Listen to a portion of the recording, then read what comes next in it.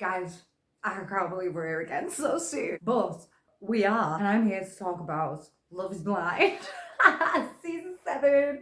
Yes, guys, we're getting professional today. I'm standing up. I may have to sit down at some point because this season was fucking exhausting. I usually use the Love is Blind videos as an excuse to talk about real world relationship issues using examples from the show.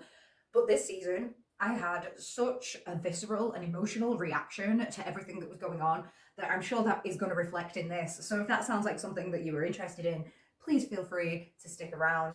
Also, quick trigger warning, I'm probably going to mention star signs at least 3 times during the course of this video, so if that's something that you're not comfortable with, please feel free to click off. I'm going to start by going through some notable cast so that you kind of have an idea who I'm talking about, and I'll let you get an idea of how I feel slash felt about these people. So this is Garrett.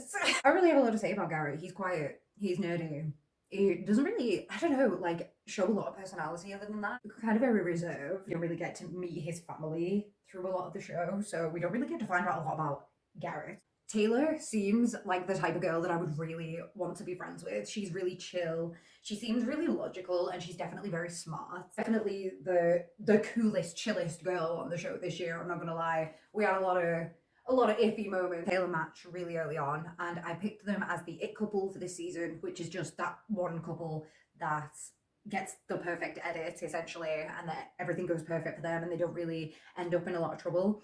It's not really very hard to spot an it couple in Love is Blind, to be honest with you. I don't think that that's a superpower of mine. It's just they always seem to match very, very early, if not first. Like they're the first couple that get showed in the entire show. Everything's really smooth sailing, and any problems that they kind of do run into are very superficial. It's so that we all have that one couple, right, that we know is going to work and that we can come back to, not for comic relief, but just for regular relief when the rest of the show turns into a shit show. So I won't really have a lot to say about Taylor and Garrett over the course of this video, but just know that they are there. Ashley seems very sweet. She's very funny. I don't understand why she's single at her age either. I don't understand why she's had any trouble trying to get a man, because she does just seem very genuine and very sweet. Tyler, I thought, also seemed really genuine and really sweet. And then he outed himself in one of his dates when he made the statement, "I love love." And I paused the video and I said, "My man, this guy is a Libra. You don't get to say things like that without having Libra in heavy in your chart, okay, bro?" And we checked and I was right, the man's a Libra. And so when he and Ashley matched, which I should put a picture of them together, when these guys matched and they had this amazing relationship that just seemed like everything was going perfect, I thought that it was definitely too good to be true to have that kind of relationship with a Libra man. And so it was entirely my own biases that made me not select them as the it couple this season, because they did seem a lot more romantic than Taylor and Garrett. I will admit Taylor and Garrett had a very slow burn relationship for me, but I did really end up enjoying them in the end. And I did end up enjoying Tyler and Ashley's relationship, although we will be definitely talking about them a lot more as we go on. Monica, we didn't really get to see a lot of in the pods, and we kind of connected with her a little bit later on. You get the sense she's very dry and sarcastic, and I like that in a person, so I was perfectly willing to give her a shot. Stephen, you kind of can't tell on this image, to be fair, because he's smiling, but this man has crazy big eyes, and it appeared he also had a crazy big heart, but we'll get on to those assumptions later. Like I said, we didn't really get to see a lot of these guys in the pods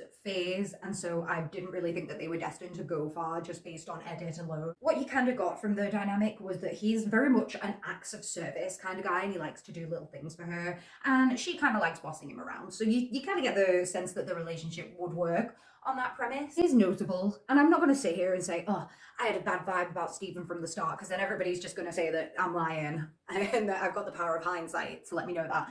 I did think, I like to give people the benefit of the doubt, but Stephen did seem like one of those guys who always knows the right thing to say, and I don't know, everything he said kind of came off as very calculated in like a negative sense, to like make himself look like that kind, sensitive, leftist guy. Sometimes that's a bit of a dog whistle for a bad dude. So I was keeping an eye out at the very least. When they would have a disagreement, instead of arguing his side, even like in a calm way, Stephen would just turn around and immediately begin saying, "Oh yeah, you're so right and I'm so wrong. I'm the fuck up and you're correct in this situation, and I will do so much better in the future." And it just didn't seem genuine. I think anybody, even if they admit that they are wrong, feels the need to like justify that and argue their corner, and so the lack of that seemed kind of disingenuous to me. But this was all first impressions. But Marissa seems absolutely lovely, such a bubbly person, right? And I felt really, really bad for not liking her. I'm honestly, I will admit to you, I'm so fucking negative, it is unreal. And I'm not even sorry about it, is the bad thing. Like, I love being a hater, I'm not gonna lie. I didn't like hate on Marissa, but she's got this manic pixie dream girl energy that I always find disingenuous in other people. And I understand that that's an issue with me, that I don't think anybody can be that bubbly all the time. But we just don't vibe, and that's fine. Nothing wrong with Marissa, but she wasn't the contestant for me this season. Ramses. Now, I liked the look of Ramses. The man has clearly got style. As the series went on, I realised that this style was not quite the style that I thought it was, and I didn't vibe with it quite as much as I thought I did. But it is undeniable that this man has style. And I looked at him and I was like, this man is a water sign. And it turns out, yeah, he's a Cancer. And specifically because he's a Cancer, once again, guys, I let my biases get to me. And I know you shouldn't do this, but I was like, I don't trust this man. And it's really unfortunate because Ramsey is really politically outspoken, and I really agree with a lot of the things he said, and I feel like they've not got a lot of representation on Love is Blind seasons before, and I feel like that was really important. However, I just point blank did not trust this man because he was like born in July or something. I don't know, judge me, don't judge Ramses for that, but you can judge him for it later, because I was right not to trust him, basically. I feel bad for saying that, but if you watch the video, you will get context for that and understand the nuances of it. So stay tuned for nuance, guys. Tim. Don't like Tim. Energy is off.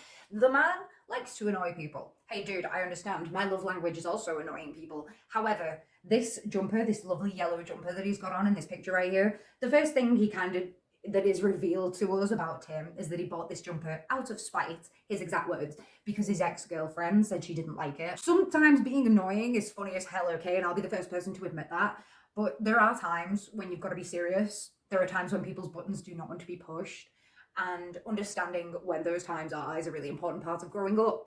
Tim actually matches with Alex, and the impression that I got from Alex is that she doesn't take any bullshit.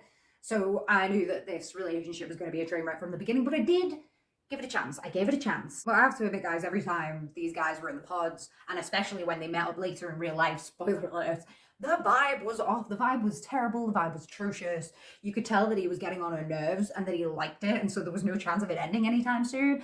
And I'm surprised somebody didn't get clotted. There's a fun one. Ah, Nick. The reason that I am making this video. Listen, guys, I love Nick. Nick, okay, he's a dude.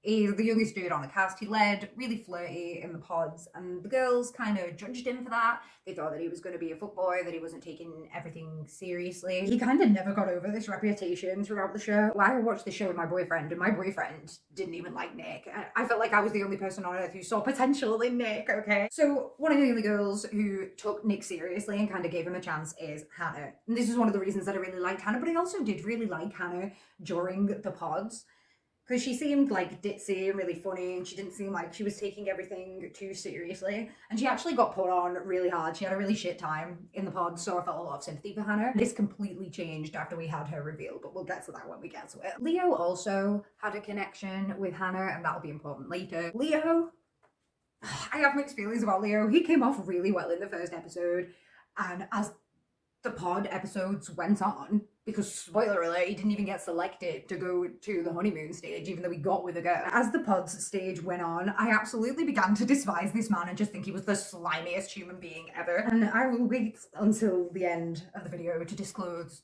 whether that changed again. The thing you need to know about Leo is that he came off really well in the first episode because you had a lot of sympathy for him, because a lot of his family had died and he'd come into this wealth that he didn't know what to do with, and a lot of people took advantage of him for that. But you find out that this humble thing is an act really quickly, or like it really just seemed like an act, because he's humble bragging non-stop, and the sympathy really was off quick. And finally, Brittany. I couldn't get a good read on Brittany at first. She was Leo's other match. She kind of came out and she was like, oh, I'm a trophy wife. She seemed to me to be putting on this act of being that ditzy blonde at first. As the series went on, I started to feel a lot more sympathy for her, because I kind of got the feeling that it wasn't an act, and maybe she kind of did have like this. She got really annoyed at everybody calling her sweet, so I'm trying to avoid the word sweet. But I imagine saying that she had an innocence about her would really annoy her as well. I'm not saying that she was this innocent little child who didn't know what she was getting herself into. I would never infantilize her like that. But there really was this innocence to her. I feel like the impression I got was that the relationship she'd been in before with athletes and rock stars had been very simple relationships, and yes, maybe a lot more based on looks and status and wealth than anything more deep and romantic. It's just that Britney had never had to learn any of these things that the less attractive of us have to learn in order to have a chance of finding a man.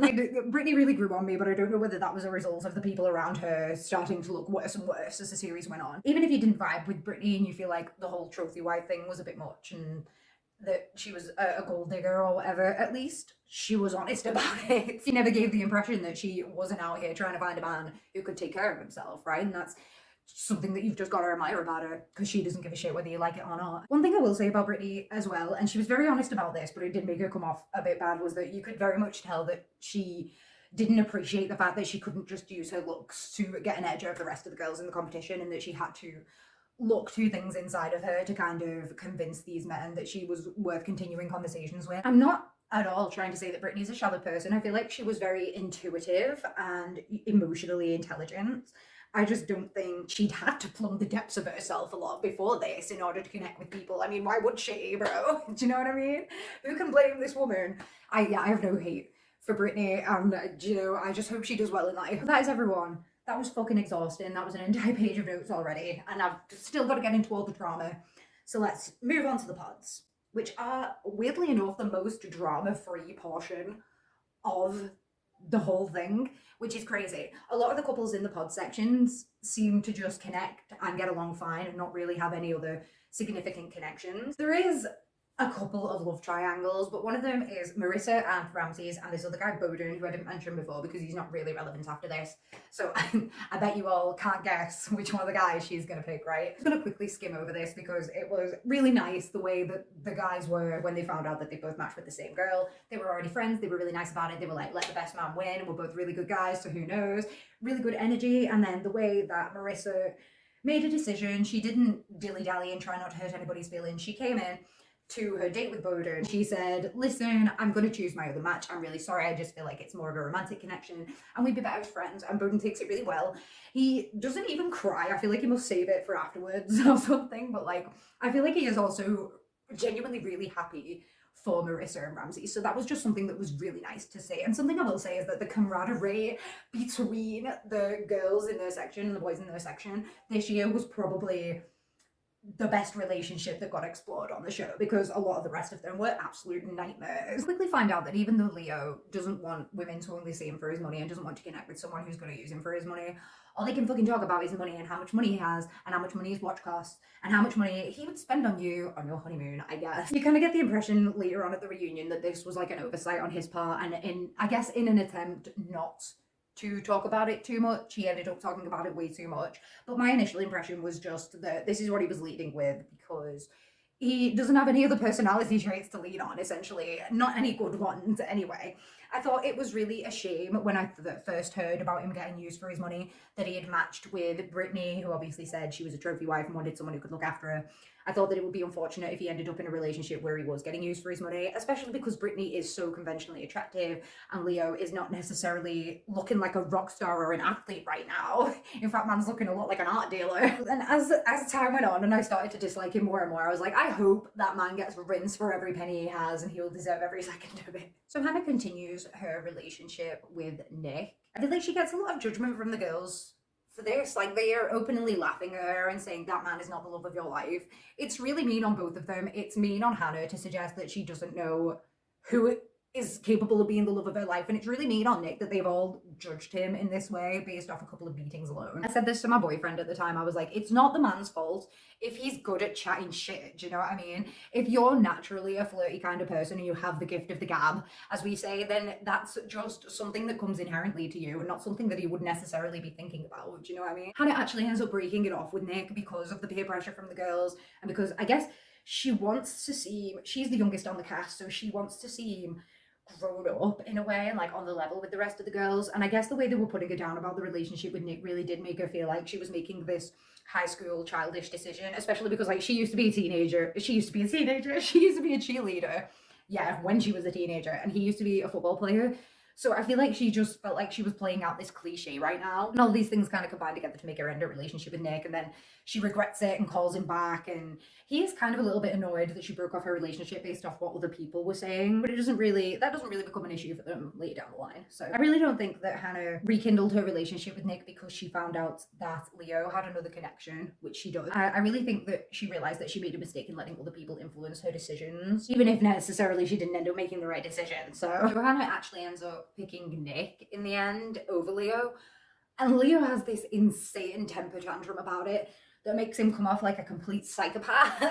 Essentially, I think that Leo really did connect with Hannah in this experience, and I don't feel like he connected with Brittany as much, but he wanted to keep Brittany as a second option. And when he felt like his own indecision had made Hannah sway more toward Nick than him, I feel like he was kind of berating himself for that maybe.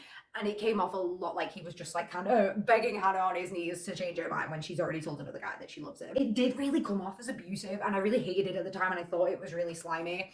I can't kind of force myself to get that worked up about it now. I do acknowledge the manipulation tactics that took place there. And I think that Leo is a very calculated person and somebody who is socially adept. Like, the guy's an art dealer. The guy knows how to sell something, right? So when the guy is prepared, I think that he comes across really well. But in situations like this, where the rug swept out from under him, that's when we see the real Leo, maybe? I am speculating here based off an edit, though, so please don't take this as like a slight to Leo.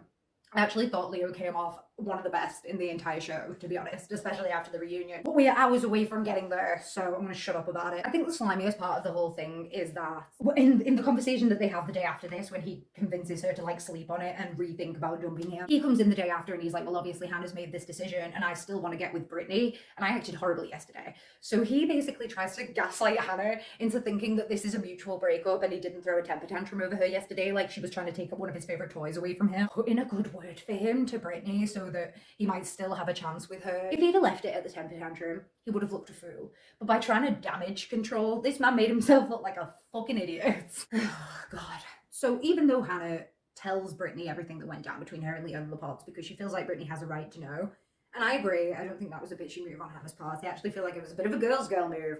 Forgive me for saying so. Even though all of that, Brittany still says yes when Leo proposes. Shittest proposal in Love is Blind history, because she's just read this emotional note to him where she talks about how he's tainted their relationship with his like conversations with other women and shit. And then he's just like, okay, cool, I'm glad you feel that way. Let me propose to you right now, dog. But Brittany says yes.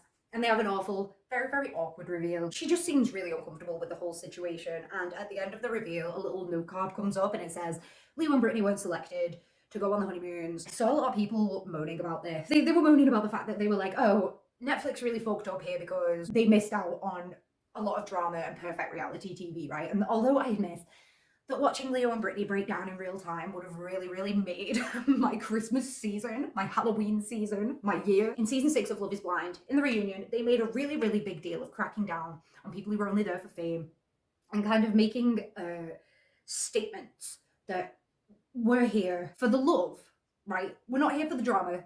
We're not here for the reality TV aspect of it. We're here for the experiment, and we're here to find real couples, and we're here to make real memories, guys. They want us to take this show seriously, and I think that it would have been detrimental to that brand for them to have picked this couple. That would have counteracted everything that they said about that last season. And Brittany does confirm this at the reunion. She confirms that that was the reason they weren't chosen, because they obviously weren't 100%. I'm gonna have to do a video about season 6 of Love is Blind, because I actually think that that season was so integral and so important. I don't think Love is Blind would have continued without the reunion to that season and the big spectacle they made of it. And I'm glad that they continued that with the reunion this year. But again, I just want to talk about the reunion because I only watched it yesterday, okay? But we gotta get past these fucking idiots in the pods first, bro. Do you know what I might do? Where are we? I got one more bullet points and then we're going on the honeymoon, so I'll go and get a drink. Hannah and Nick have the reveal.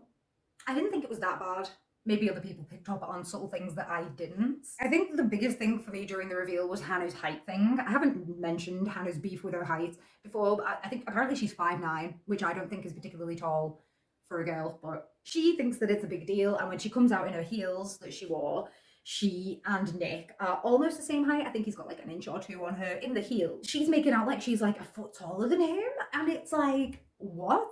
She's been going on about this whole time how she doesn't want to get judged for the fact that she is tall and a little bit bigger, she says as well, like plus size bigger. She's been going on and on about how she doesn't want to get judged for that. And I think that there's a lot of projection that goes on here. The fact that they're almost the same height, even though she's wearing heels, I feel like she's forgotten about that. I don't know. The fact that they're almost the same height kind of triggers Hannah because she thinks that Nick isn't going to like it.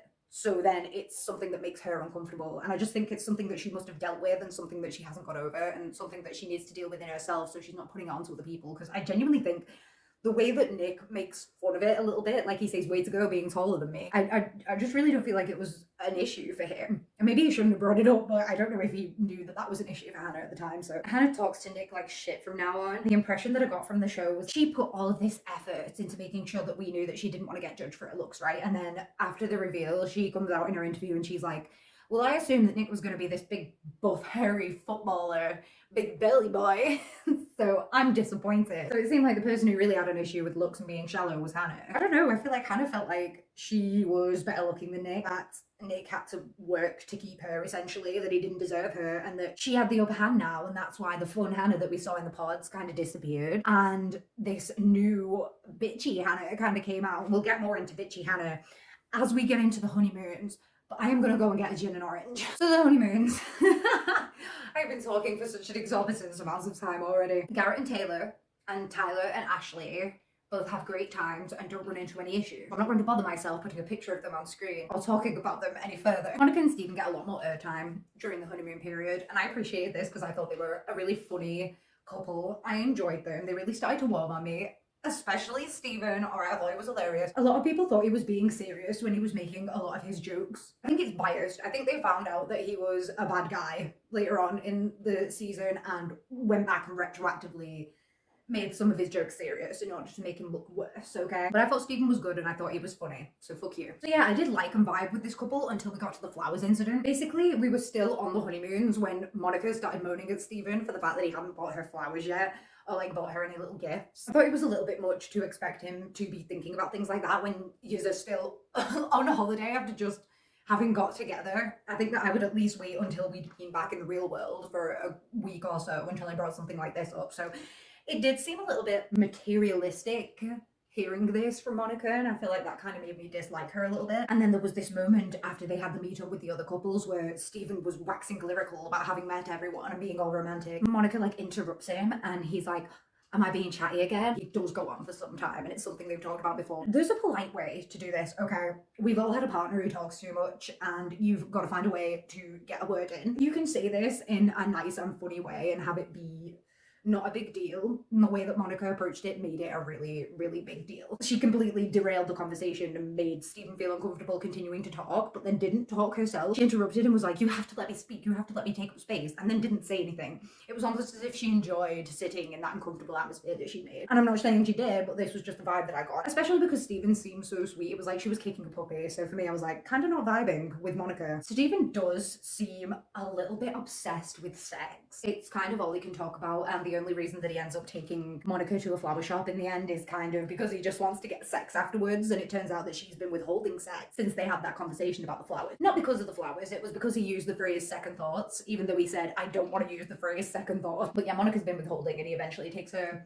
to do some flower crafting in order to get some pussy. So it seems like he's got a little bit of a focus on sex, and this kind of made me a little bit suspicious of Stephen, not just on its own. It's perfectly fine to have a healthy sexual appetite, but in the pods, Stephen voluntarily brought up a time when he slid into a girl's DMs and basically emotionally cheated on his girlfriend. I think we all take this as a net positive, right? Like somebody who's willing to own up to their past flaws, take accountability for it, and assess that they have become a changed person and would not make that mistake again, right? I think that that's something that we would all like new partners to do. A question that I find interesting to ask new partners is, how do you think you could have done better in your last relationship? And that's kind of what Stephen was doing here, unprompted, right? So we all took it as a positive, but for me, I was like, is this man lampshading right now? Because the reason that he gave for sliding into this girl's DMs in this past relationship was that he felt like he didn't deserve his girlfriend at the time, and so he kind of self-sabotaged that relationship. And it almost felt like he was preparing for a time in the future when he might slide into someone's DMs and Monica would have to forgive him,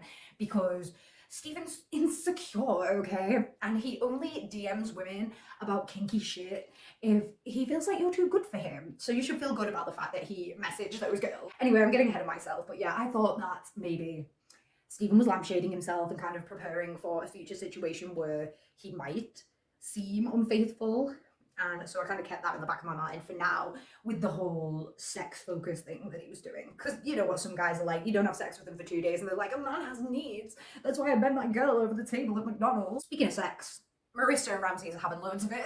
There is a general focus on sex this season, especially from the girls. I always kind of hate that, and I feel like it's been focused on this season more than any other season. As soon as the couples get together, we stop talking about how romantic they are and the conversations that we have together, and everybody's just like, so are you guys fucking or what? It does all become about the physical, and I just feel like it kind of misses the point of the show.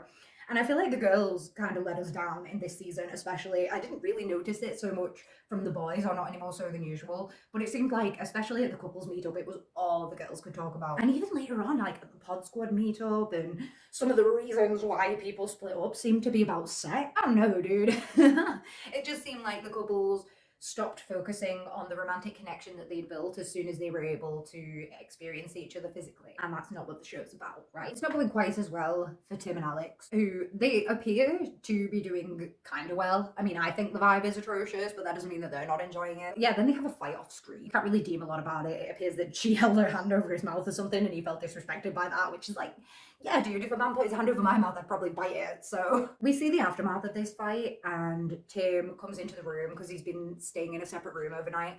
And it turns out that he's come into that room with the full intention of this being the last conversation they ever have, and he's going to leave the show. Somehow she convinces him to stay, even though this man's face is completely checked out right. I've never seen a man look more like his dog has died when his dog has not died in my life. So even though these two appear to pick it up after this, and they actually seem to have a nice time for a little while, I didn't trust it. Didn't trust this man after the way I saw his face. I don't know, a man doesn't look like that and stay in a relationship for more than a few weeks. I feel like there was a lot of pressure here, maybe from Alex, maybe from the show, on Tim to stay and to try out this relationship. And, you know, maybe he just didn't want to look like a bad guy. Also, he was leaving over a fight that we had no context for. And, you know, he was definitely appearing cold. Alex was appearing like she wanted to try and rekindle the relationship. And Tim would have kind of come off like the dickhead in this situation. So he stayed. I think the real entertainment factor of the show now that Brittany and Leo were gone for everybody is Hannah and Nick, because their relationship's pretty much kind of just a dumpster fire from the word go, I guess. We have an incident with a duck, okay? Nick rides this fucking stone duck. It's kind of adorable when he does it. I'm not gonna lie, I'm crushing on Nick D hard at this point. Hannah acts like she's too cool for riding on this duck, and it gives me the impression that Hannah's still in that stage of growing up where you're scared of doing anything immature because you want to appear older than you are. Because Hannah thinks that mature people don't ride ducks, she kind of can't be silly and have this off time with her boyfriend because she has to look cool all the time or something. But what she's really done is created a lot of tension with her boyfriend. Just ended up looking like she's no fun. Anyway, while Nick is riding this duck, this older woman comes over to him, and she is being kind of flirty, but it's just in that way that old women are. You know what I mean? When they see an attractive young man like Nick at the beach. If it's me, like, I love when older women, like, will ask your boyfriend for help and then they'll, like, casually flirt with him and be like, oh, he's such a strong, handsome young man. And they're like, look at you. I'm like, yeah, I know. You would have married him if we were back in the 1950s, I know. I think it's cute. I think it's cute when older women express an interest in my boyfriend because he's young and fit, right? I would have loved that. But Hannah actually gets jealous of this woman, shouts Nick over, and this woman is like, oh, your girl's jealous. Don't be jealous. And it's very light-hearted and fun. Nick shrugs it off and quickly makes his way back to Hannah. He even rides the duck once on his own without the old woman, as if to kind of prove that he wasn't just doing it to do it with this old woman, which I thought was like kind of considerate of him. Kind of really ribs him for this. She's like, you've given me the ick with that. And it causes this really awkward moment where I think Nick kind of expected her to come around and end up laughing and they could have this good time and a joke. And Hannah just really does not let that happen. And I feel like Nick's really put out by that. And it kind of gives him an idea of how the rest of his relationship is going to go. Hannah's jealousy will also come back into play, so make a note of that. And it doesn't end there. At the couple's meetup, it's revealed that Nick found a list on Hannah's nightstand of all these things that she thinks are wrong with him, I guess. It's mean, and I feel like she left the list out on purpose, which is also really passag. And I don't like it. I don't like the high school bullying vibe that's going on, like writing something about Nick in the girls' toilets or something, you know? But yeah, she wrote this list basically saying, oh, I think he's got a big ego, and I think he's delusional about how good looking he is or whatever, and I don't think he's mature, I don't think he's ready for marriage. Nick tells the guys about this, and Garrett, Taylor's boyfriend, very intuitively says that that's too much for just the duck incident to have set off. And he's right, these are all things that Hannah was scared of Nick with in the pod. She was insecure. She thought that he was this big man who was going to dump her when he found out that she was tall, or when a better looking girl came along. And just because she doesn't necessarily think that Nick lives up to that expectation of attractiveness doesn't mean that he's not the flirty person that he presented himself as in the pods. And so I think that she does still have a lot of insecurity when it comes to Nick's flirty personality. You can tell by the way that Hannah talks to the girls that still nobody takes Nick seriously. I feel so sorry for Nick in this season. Yes, I'm out here. It's me. I'm an apologist again. This time for Nick. The way that Hannah talks to the girls, like, oh, I'm teaching him so much stuff. Eventually he'll teach me something too one day, I'm sure. I don't know if she's fronting because she's embarrassed that she's with Nick when none of the other girls like him, but it's not going to foster a healthy relationship if you say these things out loud. If this is the front that you have to put on to your friends, then eventually you're going to start believing this stuff. The echo chamber effect's going to happen, and you're going to start putting a personality onto him that doesn't exist. Or even worse, Hannah did mean these things that she was saying, and she's a fucking bitch. So we move away from the honeymoons, finally, and get into the real life section. Taylor and Garrett are back. Do you remember them? They're kind of the perfect couple this season. They actually run into a couple of tiny hardships over this, but nothing really serious. Moving seems to be a little bit of an issue for Garrett because he wants to be close to his family.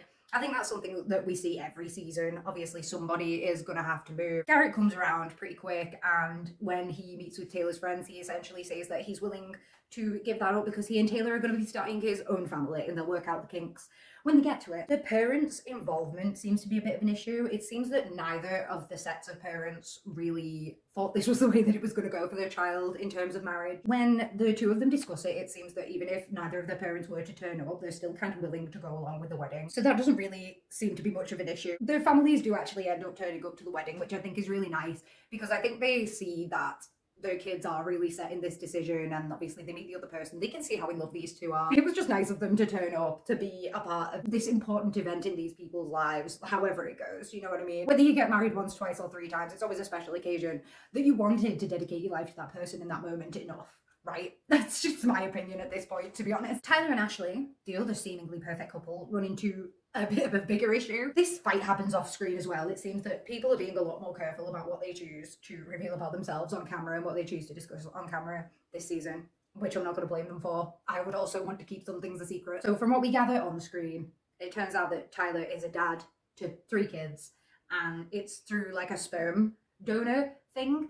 Me and my boyfriend had heard rumours that he fathered these kids and he was keeping these kids a secret. We didn't want to look at any of the news until we'd actually seen the episode where it got revealed and saw what he had to say about it. So we'll talk about the sperm donor thing first. Obviously, I think if you've donated sperm, even if it's to somebody you know, obviously I don't think that's a big deal. I actually think that's quite nice. However, I don't know what the situation is, bro. Apparently it's a lot more complicated than that. From this point onward, this couple just they weren't perfect to me anymore because I didn't understand the situation. It felt like there was some kind of lies/deceit going on. There was a lot of bad rumors going around, so it really tainted the way that I saw this couple's romance from here on out, even though the edit did remain pretty perfect and they got over this issue pretty quickly. Steven cheats on Monica. Steven slides into some girl's DMs, right? So he was lampshading when he brought that up in the pods. He kind of knew what was happening. He also had this conversation at some point on the honeymoon with Garrett, and when he was relaying it to the girls, he said something about how now that they're famous, there's going to be a lot of girls who want to suck your dick. So that was a little bit sus also. So all this stuff with Steven kind of added up to him coming off as not the greatest guy. And then he said he was drunk at a sleep test and texted a girl about some kinky shit. I don't know. The man was talking about pegging. I did not think they would allow speak of pegging on my Christian Love is Blind, but there you go. It was actually after this that I found out that Steven is also a Cancer man. So we all should have known from the beginning, and this did not give me a lot of hope for Ramses. I am watching Hugh Ramses like a shithawk. Like a shithawk. Basically, I think that he folded to the pressure of having some sexy talk with this girl because obviously, I said before, Monica had withheld sex because he said he was having second thoughts. There's nothing wrong with Monica not wanting to have sex with Steven because he might not be in her life in a few weeks. I think we can all agree on that. Can we understand that somebody would cheat because they weren't getting sexually satisfied in a relationship? Oh my god, guys, like, we're all adults. Can we not just split up instead of cheating? Like, I think that's just kind of the right thing to do, right? Or at least have a conversation about opening a relationship. It's really not that hard.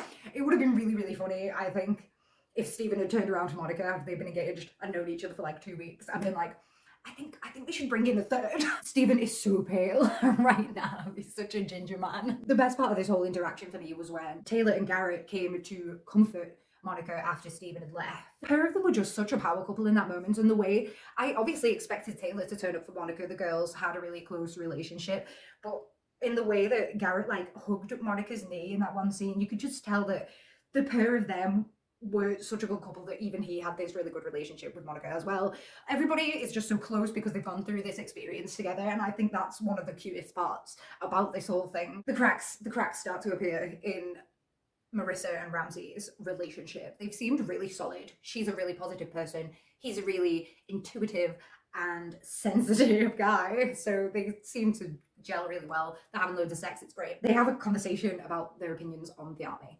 Marissa used to be in the army. She's got a lot of respect for the individuals in the army and a lot of understanding because she was one of those individuals. Ramsey has a lot of experience of the other side of it, of the adverse effects of what the army is doing to other people, you know what I mean, and the not so good things that they're doing. They do butt heads in this moment, and it's very hard for them to see each other's perspective. Even though I think as well, like, Marissa does understand that the army doesn't do great things, but it's like, it's cognitive dissonance, right? It's like she understands that they do bad things, but she also sees the good that they do as well, and understands the individual does not necessarily stand for what the institution does. Ramses doesn't agree with that. He thinks that if you sign up for the army, then you're basically signing away to the fact that you stand for everything that they do. And I don't know if that's a little bit of a dogmatic opinion to have, but that's the that's the impression I get from him. They navigated this conversation really well, and none of them got heated or anything, and it didn't seem to have a massive impact on their relationship. For me, I feel like this is too big of a moral. As somebody who's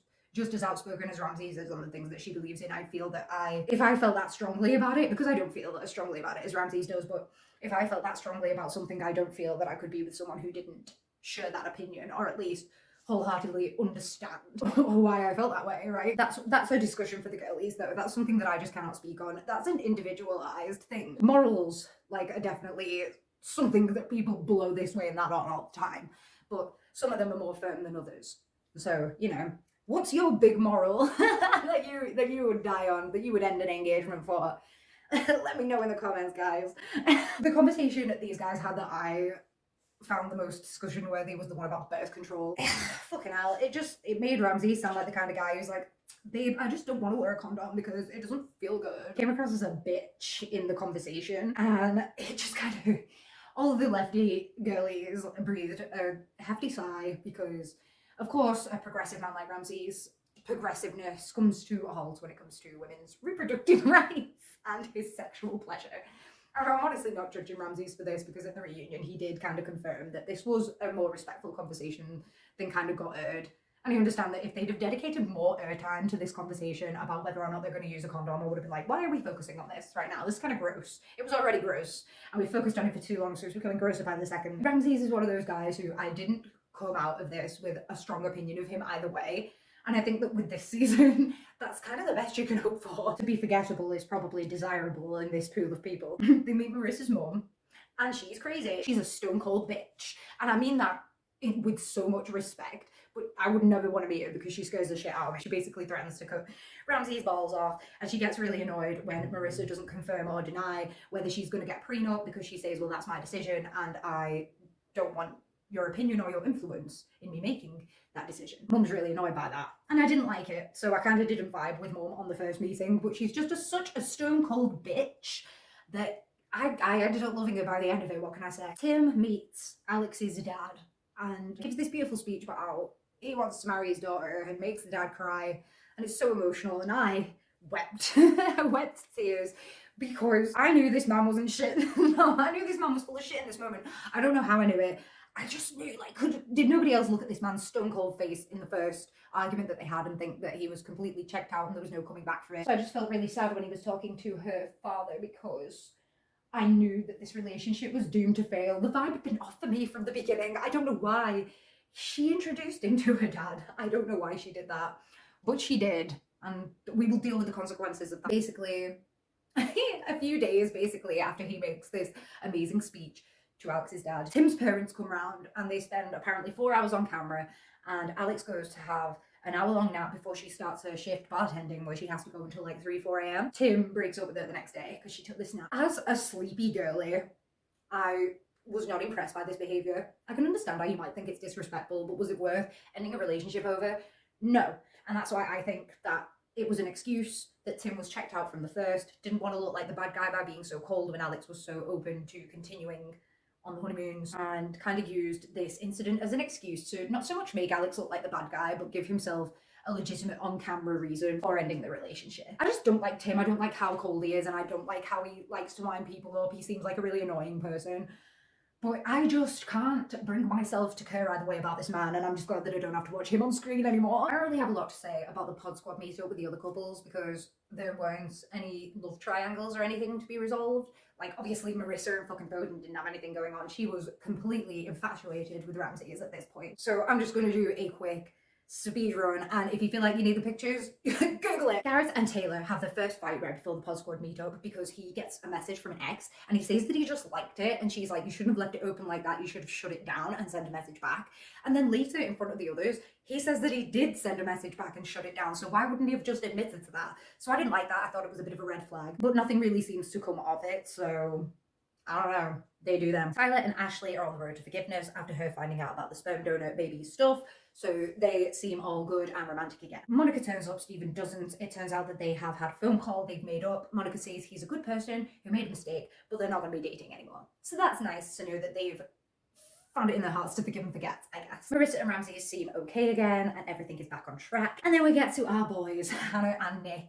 They have been the problem couple of the season, I'm afraid to say, because they started out as my top boy and girl, honestly, and then they got together and I was like, yes, this is gonna go so well, and it was a fucking dumpster fire. Fuck me for being invested in love, I guess. So Hannah talks to the other girls about wanting to be fun, Hannah, with Nick, so it's clear that she acknowledges she's not being what she perceives as her real self, and is in fact being kind of a bitch to Nick.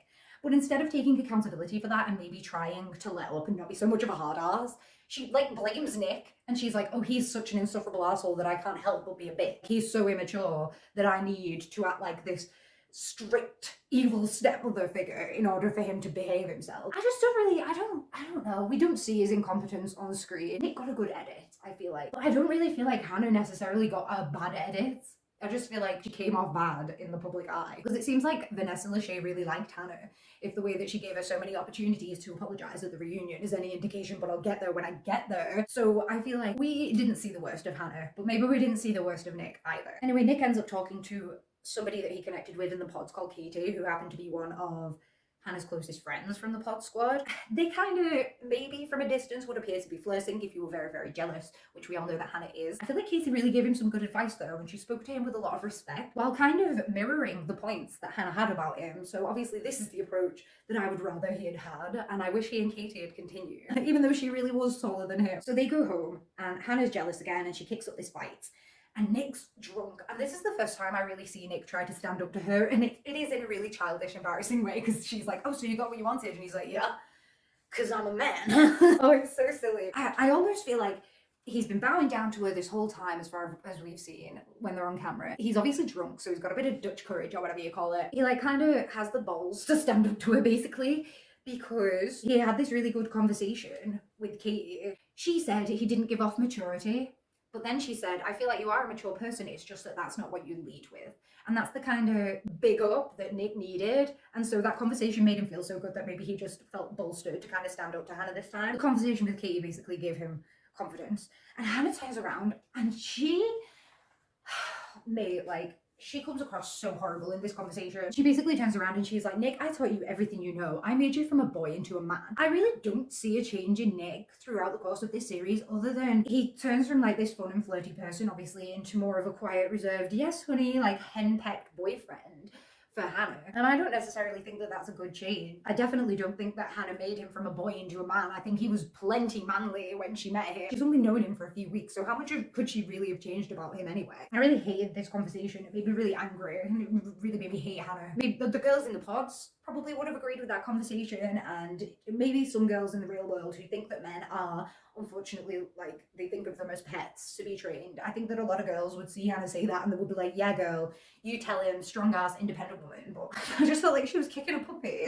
And then, of course, We get some last minute drama before the weddings. Ramses unfortunately decides to call it off with Marissa. I don't really know why. Everything interesting happens off screen this season, guys. I don't know what to tell you. We have to pick up what we can, the crumbs of the context clues, okay? But basically he calls it off. And something that I noticed about the conversation was that he tried to make it about her. Something that he said during the meeting with her mom. I decided it was the best thing for me to do to break it off with my ex-wife because we wanted different things in life and I wanted her to be able to grow and change as her own person. And she was like, so you mutually decided to break it off. So don't make out like you're a saint and you were doing this for her. But he tried to do the same thing with Marissa.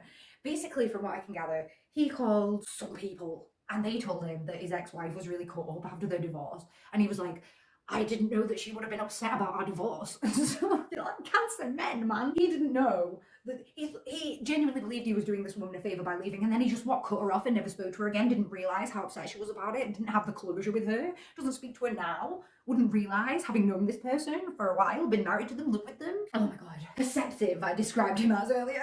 Perceptive. So anyway, he was like, yeah, she was really caught up about the divorce. I don't know why she'd be so caught up about that, but basically, you'd be really upset if we got a divorce in the future, and I don't want to do that to you, so peace. Man made out like he was doing her a favour. Basically, it's interesting. It's an interesting part of his personality. It makes him the good guy so that he doesn't actually have to do any growing and changing himself. I don't know. I really had a lot of faith in Ramses, honestly, from the bottom of my heart, despite the fact that he was a Cancer. I had faith in him, his progressive views, his amazing fashion sense, and he let me down. Of course, the real meat here is with Hannah and Nick. They are waiting to meet up with Hannah's friends, and Nick repeats the "you made me from a boy into a man" comment. I've seen some people take this as a joke actually, and it could be because Nick is very dry and very serious, and I find him very hard to read sometimes. He's an Aquarius. It could be that he was joking, but in the moment, I took this as like confirmation of everything that I thought about him, and the fact that even though he tried to stand up to her last night when he was drunk, now that he is sober again, now that he didn't win that fight, despite the fact that he was right about the fight that they had, and I won't get into that because I've been going on at length for some time. Yeah, she was in the wrong and he was in the right, and even though that's true, this morning he's chosen to like bow down to her again and be like, listen, you're right, you did turn me from a boy into a man, and that's why I want to marry you. And then her friends turn up. It goes fucking horribly. Okay, Hannah does not give her friends the chance to like Nick. She immediately starts in on a path where she's like attacking him, and she knows he's going to say the wrong thing and all her friends are going to jump on him because all her friends are very similar to her. Obviously, like if you see your friend and her man having a disagreement, you're going to try and stick up for your friend anyway, right? Honestly, when I say that this scene kept me up the night that I watched it, I am not over exaggerating. I felt such intense, searing sympathy for Nick in this scene as he sat there like a child being berated by various members of his very scary female family. Just absolutely taking the grilling that he got from these girls because he wanted to make a good impression with them, and Hannah gave him no chance to do that. She immediately started in on a conversation that was going to get him in hot water, and he just got raked over the coals. And I'm just getting emotional, man, because I think about the look on this man's face and his cute little squinty eyes, and I want to pet his head. I just want to get him on his lead and pull him out of there before Hannah can kick him again. Hannah basically tells her mum the next day that she's too good for Nick in every single way. Breaks it off with him. And then in the interview, she's like, he's a manipulator. He's very good at telling people what they want to hear and all this. So what, is he a really smart narcissist or is he too stupid to cook pasta? Hannah, which one is it? You need to pick a side. Quickest wedding section ever because the 6 couples they had at the beginning has been whittled down to 2. But everybody says yes. Woo. Garrett and Taylor are still together at the reunion. I'm going to give my final thoughts on them here because there's really not a lot to talk about. I think that I didn't really enjoy watching their relationship at the beginning. I thought it was a bit boring. It was a bit of a slow burn. They weren't really the type of people, or it wasn't really the type of the relationship that I enjoy seeing on screen. However, they did really grow on me. I really admired even the logical way that they sorted through their problems, the way that they were so calm and collected with each other.